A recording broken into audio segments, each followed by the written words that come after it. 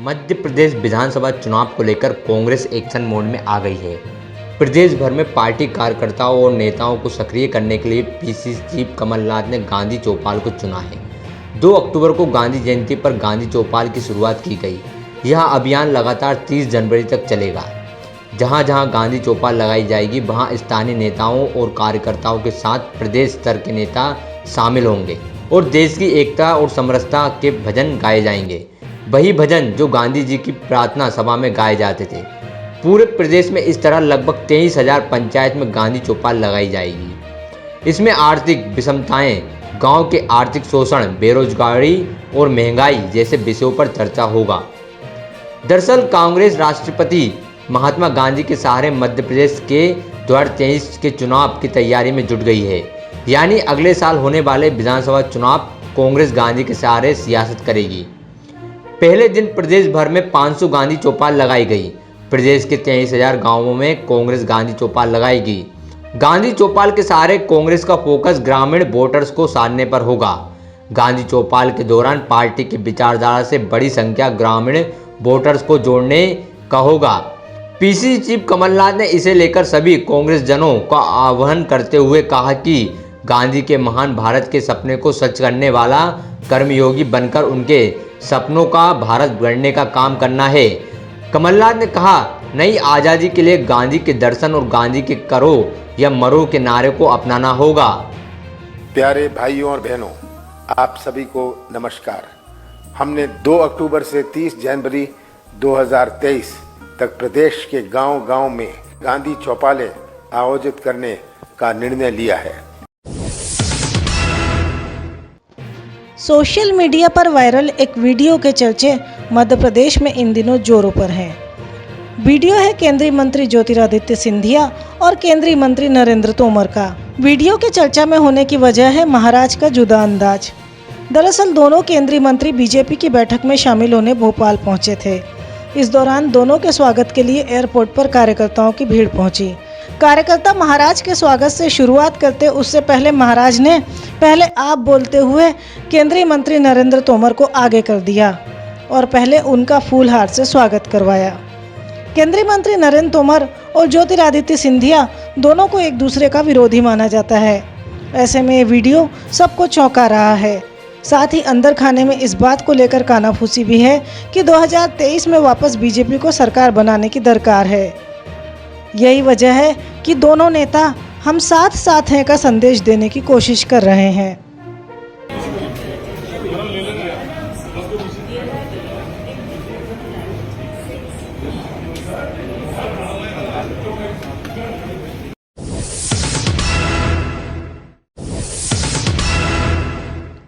मध्य प्रदेश में 2023 में विधानसभा चुनाव हैं और इससे कुछ दिन पहले हुए नगरीय निकाय चुनाव को उसके सेमीफाइनल के तौर पर देखा जा रहा है।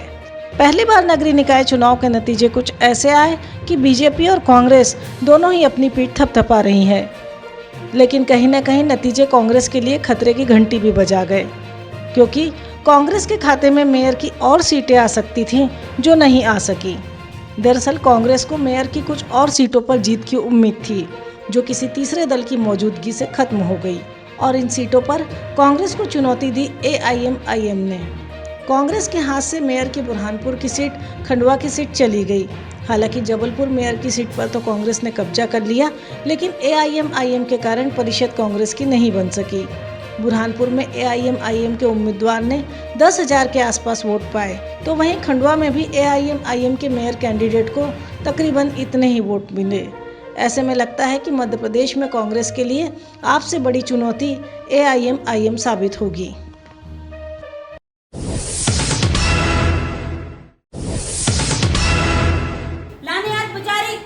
इंतजार करने के सेवर लगाओ।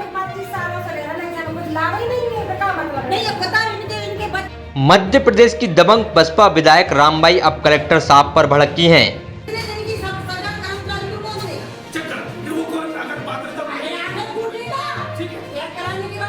रामबाई का गुस्सा इतना है कि वो एक एक कर सारी मर्यादाएं लांघ रही हैं। आप खुद सुने, कलेक्टर साहब को बेवकूफ आदमी तक कह डाला।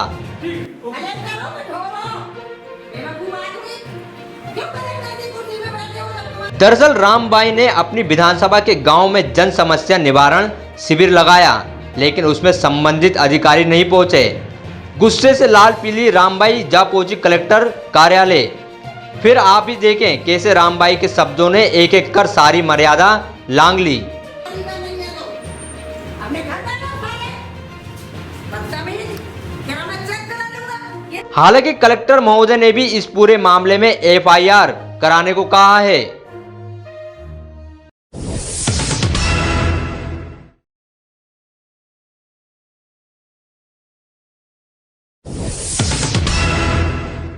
मध्य प्रदेश में विधानसभा चुनाव की आहट सुनाई देते ही सत्ताधारी बीजेपी ने तैयारी शुरू कर दी है।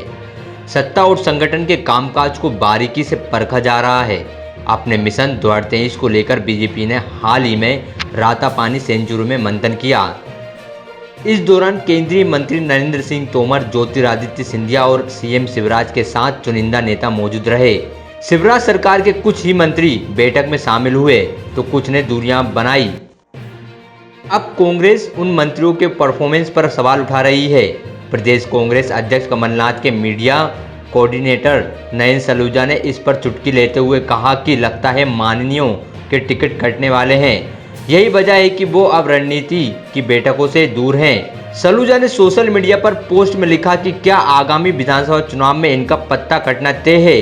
खास बात यह है कि जिन मंत्रियों ने दूरी बनाई उनमें शिवराज कैबिनेट के कद्दावर मंत्री गोपाल भार्गव, विजय शाह ने दूरी बनाई, तो वहीं सिंधिया समर्थक मंत्रियों की मौजूदगी भी कम रही। हालांकि इस बैठक में राष्ट्रीय संगठन महामंत्री BL संतोष सहित मध्य प्रदेश से जुड़े 5 केंद्रीय मंत्री शामिल हुए। ऐसे में प्रदेश के मंत्रियों की गैर हाजिरी कई सवाल खड़े कर रही है।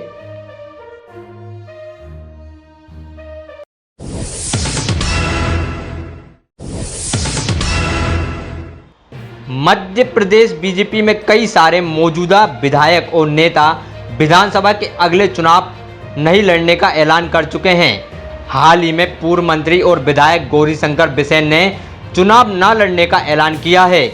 वहीं बिंद के नागोया से विधायक नागेंद्र सिंह ने भी टिकट से नहीं लड़ने का ऐलान किया है।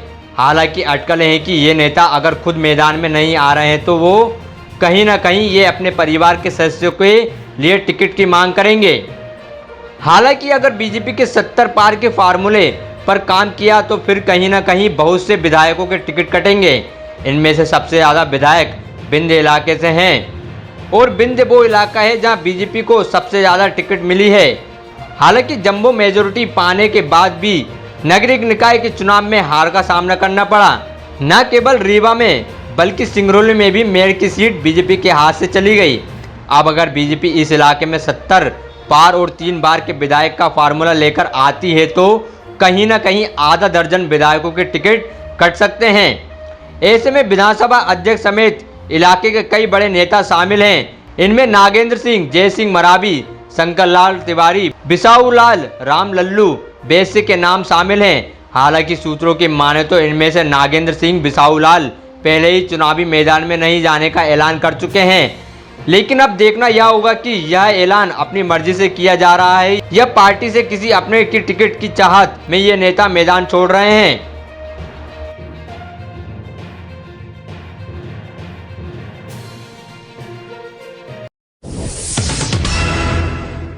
केंद्रीय मंत्री ज्योतिरादित्य सिंधिया का मुख्यमंत्री ने फोन नहीं उठाया। सिंधिया ने तकरीबन 10 बार मुख्यमंत्री को फोन किया, लेकिन मुख्यमंत्री ने एक भी बार सिंधिया का फोन नहीं उठाया।